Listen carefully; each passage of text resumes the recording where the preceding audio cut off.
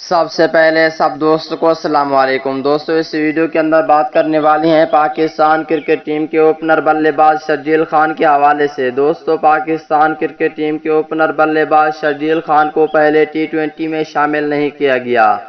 آگے آنے والے 2 میچز میں شامل کیا جائے گا یا نہیں کیا جائے گا، آگے کیا بات ہوگی؟ پاکستان ٹیم کے نیو چیف سلیکٹر یعنی محمد وسیم چاہتے نہیں ہے کہ وہ پاکستان ٹیم میں نہ آئیں، یا وقار یونس یا ہیڈ کوچ مصباح الحق۔ آخرکار کون نہیں چاہتا کہ پاکستان کرکٹ ٹیم کے اوپنر بلے باز شرجیل خان پاکستان کرکٹ ٹیم میں واپس آئے؟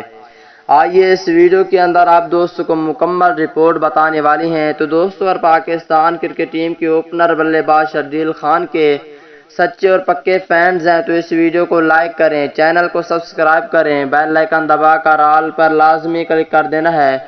تو دوستوں بڑھتے ہیں ویڈیو کی جانب اور آپ دوستوں کو بتاتے ہیں اس حوالے سے مکمل تفصیل۔ دوستوں پاکستان کرکٹ ٹیم کے اوپنر بلے باز شرجیل خان کو پہلے ٹی20 میں شامل نہیں کیا گیا، جیسا کہ آپ کو پتہ ہے اس بات کا۔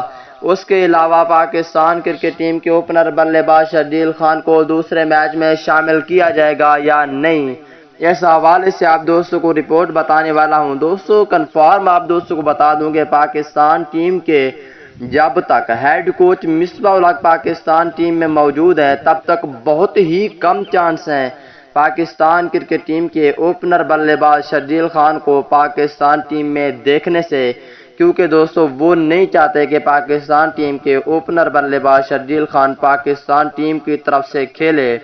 اس حوالے سے ایک پیارا سا کمنٹس بھی لازمی کریں۔